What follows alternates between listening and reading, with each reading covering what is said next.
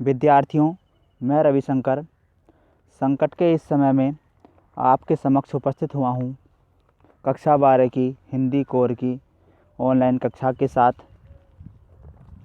छात्रों, आज हम पढ़ेंगे गद्य खंड में पहला पाठ भक्तिन।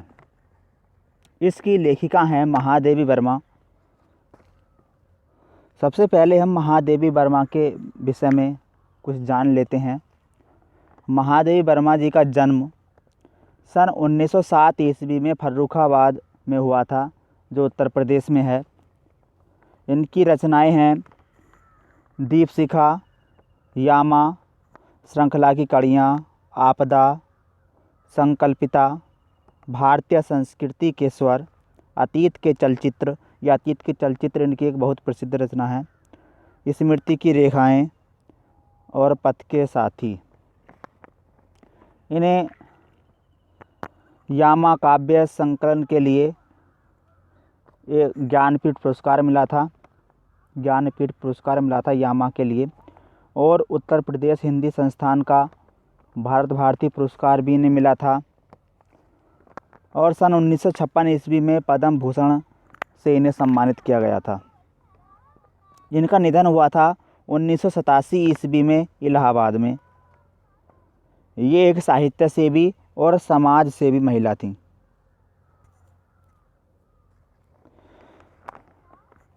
अब आपके सिलेबस में जो इनका चैप्टर है भक्तिन, ये एक संस्मरणात्मक रेखा चित्र है। इनकी प्रसिद्धि का जो कारण है संस्मरणात्मक रेखा चित्र ही है। इन्हें संस्मरणात्मक रेखा चित्र लिखने के लिए जाना जाता है। संस्मरणात्मक रेखा चित्रों का एक संकलन है स्मृति की रेखाएं। स्मृति की रेखाएं, इसमें संस्मरणात्मक रेखा चित्र संग्रहित हैं। उसी में है संग्रहित भक्तिन। भक्तिन महादेवी जी की एक सेविका थी। सेविका मतलब नौकरानी।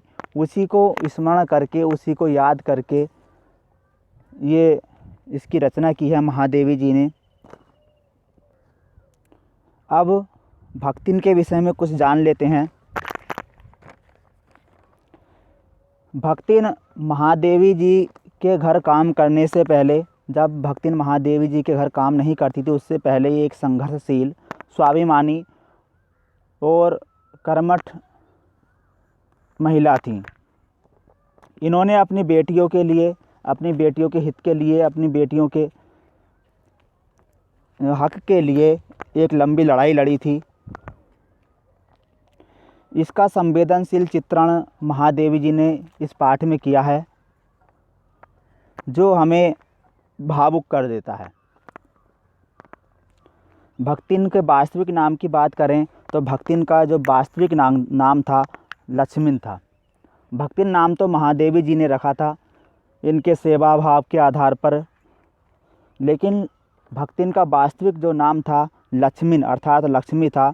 इनका शरीर दुबला पतला था, कद छोटा, और ये झूंसी गांव की रहने वाली थी। इनके गांव का नाम था झूंसी। पिता अहीर सुरमा, इनके पिता का नाम था अहीर सुरमा और माता थी धन्या गोपालिका। ये एक समझदार, ईमानदार, जिज्ञासु और दृढ़ संकल्प महिला थी। इनका जो पालन पोषण किया था इनकी बीमाता ने किया था। बीमाता कहते हैं सौतेली माता को। जो इनका पालन पोषण किया था इनकी सौतेली माता ने किया था। और इनका जो विवाह हुआ 5 वर्ष की आयु में हो गया था। पहले बाल विवाह का प्रचलन था, इसलिए इनका विवाह 5 वर्ष की आयु में हो गया था और गोना हुआ था इनका 9 वर्ष की आयु में। हंडिया गांव के एक गोपालक के छोटे पुत्र से इनका विवाह हुआ था। हंडिया गांव। इनकी 3 लड़कियां थीं। 3 लड़कियों में जो बड़ी लड़की थी उसके पति की मृत्यु हो जाती है, मतलब कि इनके बड़े दामाद की मृत्यु हो जाती है। तो जो इनकी बड़ी लड़की का जेठ था वह अपने साले को बुला लेता है उससे विवाह करने के लिए। जो इनकी बड़ी लड़की विधवा हो गई उससे विवाह करने के लिए इनका इसकी लड़की का जेठ, बड़ी लड़की का जेठ अपने साले को बुला लेता है। लेकिन बड़ी लड़की उसको नापसंद कर देती है, उससे विवाह करने के लिए मना कर देती है।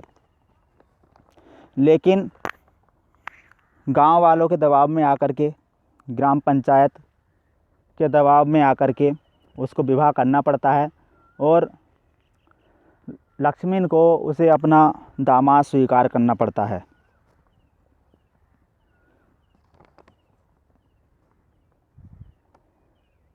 जब एक बार वह अपने खेत का लगान नहीं चुका पाती तो जमींदार उसको पूरे दिन धूप में खड़ा रखता है।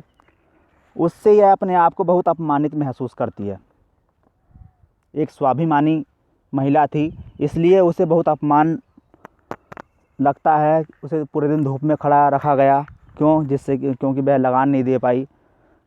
तो वह धन कमाने के लिए, धन एकत्रित करने के लिए, जिससे कि वह लगान चुका सके फर्रुखाबाद आ जाती है, जहाँ पर महादेवी जी रहती हैं, फर्रुखाबाद। और फर्रुखाबाद में ही उनकी भेंट होती है, लक्ष्मण की भेंट होती है महादेवी जी से।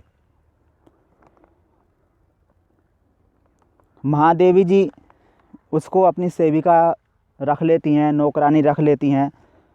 महादेवी जी ही उसके सेवा भाव से प्रसन्न होकर उसका नाम भक्तिन रखती हैं। और महादेवी जी भक्तिन के प्रभाव से देहाती जैसा व्यवहार करने लगती हैं। देखिए, जो भक्तिन थी गांव की रहने वाली थी और महादेवी वर्मा शहर की रहने वाली थी, तो दोनों के व्यवहार में, कामकाज में काफ़ी अंतर था। लेकिन भक्तिन का प्रभाव देखिए, भक्तिन अपने प्रभाव से अपनी मालकिन को अपने व्यवहार में ढालने में सफल हो जाती है। मतलब महादेवी जी का जो व्यवहार था वह भी देहाती हो जाता है। महादेवी वर्मा के घर एक कुत्ता और बिल्ली, ये 2 पालतू जानवर थे। जब महादेवी जी की एक पुस्तक प्रकाशित होती है तो भक्तिन बहुत प्रसन्न होती हैं। और स्वतंत्रता आंदोलन में जब महादेवी जी जेल जाने लगती हैं तो महादेवी जी के साथ ही भक्तिन भी उनके साथ जाने के लिए तैयार हो जाती है। जब स्वतंत्रता आंदोलन में महादेवी वर्मा को जेल जाना पड़ता है तो भक्तिन भी इनके साथ चलने को तैयार हो जाती है। तो ये था इस पाठ का मुख्य सार। इस वीडियो के डिस्क्रिप्शन बॉक्स में आपको मैं एक लिंक दे रहा हूँ, जिसमें PDF होगी इस पूरे चैप्टर की, और इसके कुछ नोट्स भी होंगे जिनको आप सही से पढ़ लें। इसके बाद में अगली वीडियो में मैं आपको इसके कुछ क्वेश्चन आंसर बताऊंगा जो आपको करने हैं।